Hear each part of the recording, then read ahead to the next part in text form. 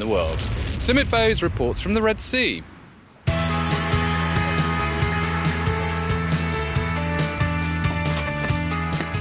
Well, after a 5-hour flight from Gatwick and a 15-minute transfer from the airport, I'm in Hurghada. Now, the last time I was here, I went about 150 miles that away inland to the Valley of the Kings. This time, I'm heading out into the Big Blue, 60 miles out into the Red Sea. This is the Hurricane, a liveaboard, my home for the next week. Liveaboards are aimed at experienced divers who bring their own equipment, apart from air tanks and weights. It's a holiday where you totally immerse yourself in the diving. At first light, we leave land behind for the week.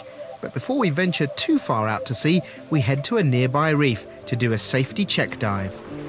This trip recommends you are qualified to advanced paddy diver and have at least 50 dives under your belt. But they will take you with less, if they're satisfied you're competent enough.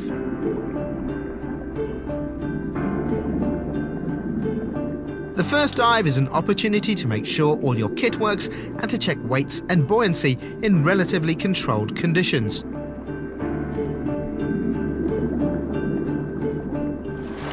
Well, not bad for a first one after a long time.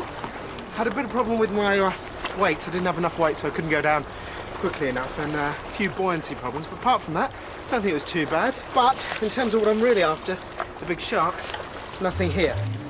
Hurricane was launched in May 2004.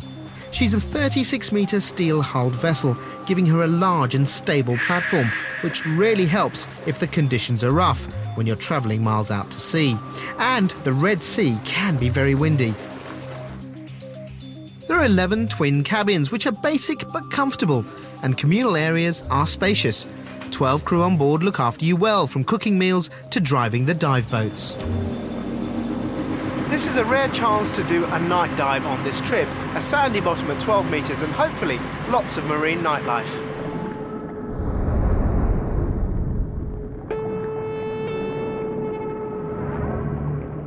The divers' torches light up the seabed and illuminate the marine life out looking for food. It's an alien and eerie environment, a huge contrast between day and night. A very different diving experience altogether.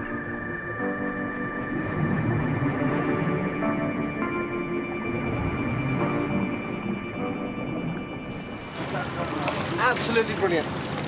Saw an enormous moray eel, lionfish, nudibranchs, Scottish dancers, you name it.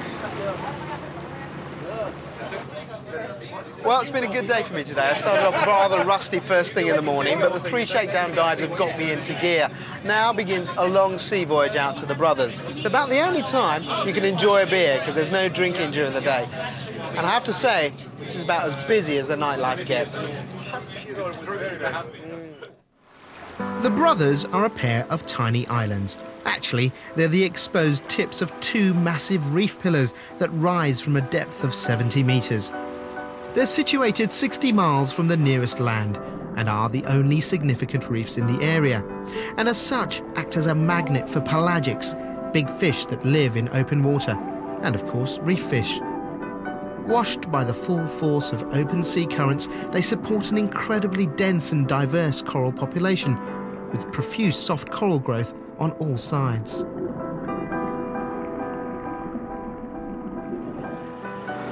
To get to most of the sites you need a rib. The Hurricane has 2. When we actually get to the point where we're going to go diving, the guide will jump in and check out the currents. If it's okay, then we all go in, but we do what's called a negative descent, which means there's no air in your jacket. That ensures you don't spend too much time on the surface, where the waves can get quite strong. Okay, current is slowed in this direction. Take a jump.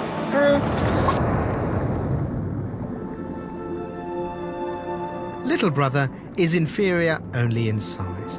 The hard and soft coral is spectacular. Lots of the usual reef suspects here, including a very friendly Napoleon wrasse, who certainly enjoyed our company.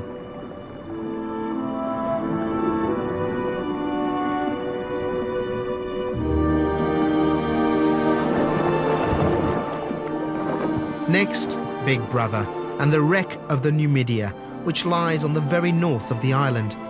an English ship transporting 7,000 tons of cargo, mainly materials for railways. She sank on the 19th of July, 1901. All 97 crew survived. Today, she's covered in soft coral and full of reef fish.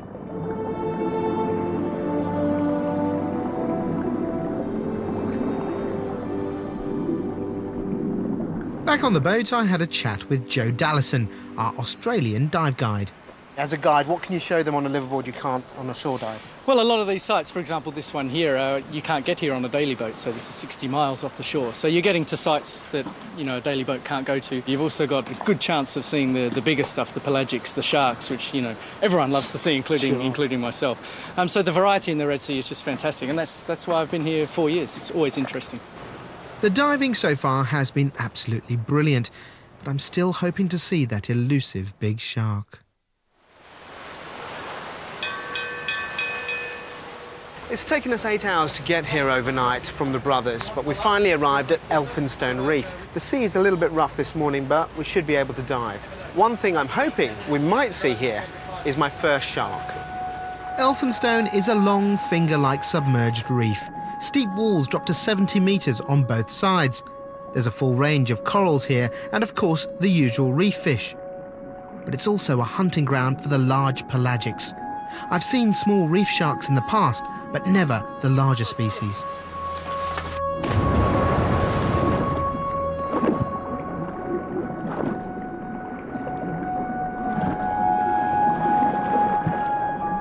Oceanic white-tip sharks can be up to 3.5 metres in length.